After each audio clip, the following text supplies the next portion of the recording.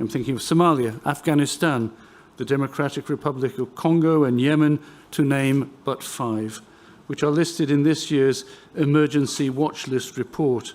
as the top 5 of the 20 nations most affected by crises arising from armed conflict, climate change, and economic turmoil. This rightly leads me to put forward to you a reflection on solidarity and peace based on a global perspective. Speaking of solidarity, one cannot help but notice that we as human beings are all interconnected and dependent on one another, which forms the very foundation of our societies. This trait was eloquently encapsulated by the well-known English metaphysical poet John Donne back in 1623. At the age of 51, he was struck by a life-threatening illness. One day, during his convalescence, upon hearing the tolling of the church bell signalling someone's death, he plunged into deep thoughts, contemplating on the meaning of death and its significance for the rest of the community. As he was still mourning the death of his beloved wife Anne, who had died 5 years early after giving birth to their 12th child, unfortunately a stillborn. The fruit of his meditation is documented in the so-called 17th Sacred Sonnet, or Meditation 17, where we read, among other things, the following: "No man is an island entire of itself. Every man is a piece of the continent, a part of the main. If a clod be washed away by the sea, Europe is the less, as well as if a promontory were, as well as if a manor of thy friends or of thine own were. Any man's death diminishes me, because I am involved in mankind, and therefore never send to know for whom the bell tolls, it tolls for thee." In this poem,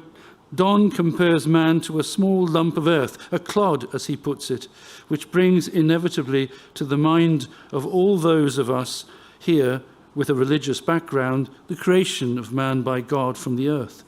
This clod, insignificant as it may seem, is indisputably part of a larger continent. In so doing, the Catholic-born poet represents a series of analogies in which what seems unimportant turns out to be inseparable from a larger whole, which by its very size would appear more important. Europe as a continent would in any case become smaller if this insignificant little clod were swept away by the sea.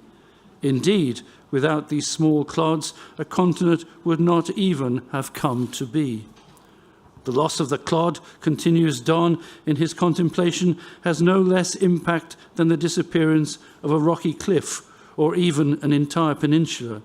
And by analogy, it carries as much weight as the loss of our friend's property or even our very own property. Similarly, says Donne, the death of a man, indeed of any man, diminishes you and me, for the simple reason that we all belong to the human race. So, concludes our metaphysical poet, whenever you hear the church bell tolling, do not ask for whom it tolls, for it tolls for you. Recognizing this interconnectedness of all people and realizing the consequences it has for us, Pope John Paul II defines solidarity as a virtue that is a firm and persevering determination to commit oneself to the common good, that is to say, to the good of all and of each individual, because we are all really responsible for all. This, dear friends, is solidarity, a true sense of being part of this great human family, the general well-being of which depends on the well-being of each and every one of us in all corners of the world. This sense of belonging allows us to open up, seeking to feel deeply and passionately within us what others feel and experience, including, or perhaps above all else, their sufferings, to share with each other a sense of commitment and responsibility in promoting and pursuing our shared interests to achieve the common good, to support and help each other to attain that greater good that cannot be accomplished by one individual alone, to recognize and understand the existence of differences between peoples and respect them as we ourselves wish to be respected for being who we are, with all our strengths and peculiarities, to identify with others, to be aware of their needs in order to come to their aid, not because of their social status, nor their religion, nor their ethnic race, but because they are our fellow human beings with whom we share the same human dignity, since they, just like you and me, are all created in the image and likeness of God. This underlying factor, that is, the recognition of the dignity of every human person, which you and I and everyone else in the world have in common, constitutes the very basis of solidarity and opens up the prospect of an interactive society in which individuals, families, communities, nations, and ultimately intergovernmental societies engage in mutual dialogues to achieve harmony and communion. For the past 60 years, starting with Pope John XXIII back in 1963, at the height of the Cold War, followed by all his successors, the Catholic Church has been calling for peace and justice in the world, emphasizing the need to recognize the inherent dignity of every human person and the need for international cooperation and solidarity to promote human rights and peace. Hence also Pope Francis, 10 days after addressing the General Assembly of the United Nations on September 25th, 2020, emphasizing the need to consolidate multilateralism as the expression of a renewed sense of global co-responsibility, a solidarity grounded in justice and the attainment of peace and unity within the human family. He released his latest encyclical, Fratelli Tutti, on fraternity and social friendship, in which the word solidarity appears no less than 26 times, reminding us of our shared responsibility to care for one another and for the need for dialogue and mutual understanding to address the pressing challenges of our time. This solidarity-based perspective contrasts strongly with the extreme individualistic view of man as an autonomous, self-regulating and self-sufficient entity, whose only goal is to reach self-fulfillment in every possible way until it comes into contact with another entity just like itself.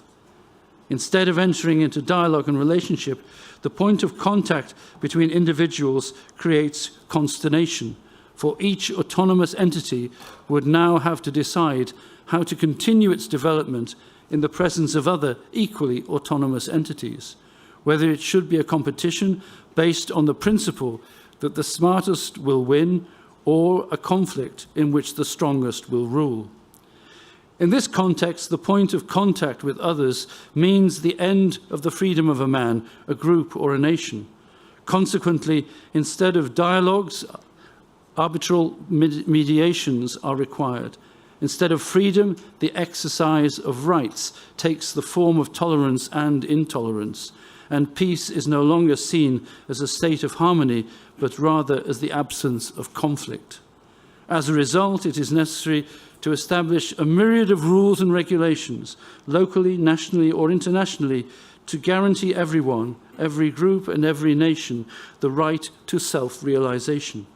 however one defines it, so as not to violate the very same right of self-realization of others. Such systems, the root of which can be traced back to human selfishness that leaves no room for love and friendship between peoples and nations, are no strangers to us, and we all know only too well that they are unsuitable, and of this unsustainable, and of this unsustainability we are made increasingly aware by modern communications and social media. It is also for this reason that we are all gathered here to build a better world, not only because we are dissatisfied with the current state of the world in which we live, but above all, because out of solidarity, we are concerned and anxious about how our brothers and sisters around the world suffer, and we want to make a difference. Only solidarity, dear friends, is capable of breaking this curse of human selfishness and brings forth long-lasting peace, which is not simply the absence of conflict, but the presence of justice, harmony, and cooperation. Solidarity is a privileged path towards peace, for it creates bonds of friendship and teamwork amongst peoples and nations that go beyond maximizing economic gains and juggling the game of counterbalancing security threats. It seeks unity in the common good. Solidarity is essential for peace because it fosters a sense of community, empathy, and unity. Solidarity and peace are, therefore, two sides of the same coin, as peace cannot be achieved without solidarity, and solidarity cannot exist without peace. In light of this, we strive to find specific solutions to concrete problems, which are facing here and now in every corner of the world through local, national, and international cooperation, all of which are highly commendable, and we are very grateful for these signs of solidarity. Let us not forget, however, that we need to put in place mechanisms to instill in all people of all generations to come, starting with ourselves and our children, that solidarity is a virtue to be cultivated and promoted at all levels of our existence by parents, teachers, and communicators alike, especially nowadays when the means of information and communication are so diffuse and instantaneous. For solidarity, it is a universal virtue that transcends time and peace, cultures and religions, ethnicities, as well as national borders. Only then can we build a better future with lasting peace between peoples and nations. Moreover, from a Christian's perspective, in conclusion, do not allow me to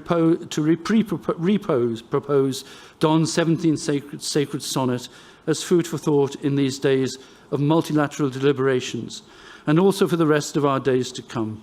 No man is an island entire of itself. Every man is a piece of the continent, a part of the main. If a clod be washed away by the sea, Europe is the less, as well as if a promontory were, as well as if a manor of thy friends or of thine own were. Any man's death diminishes me, because I am involved in mankind, and therefore never send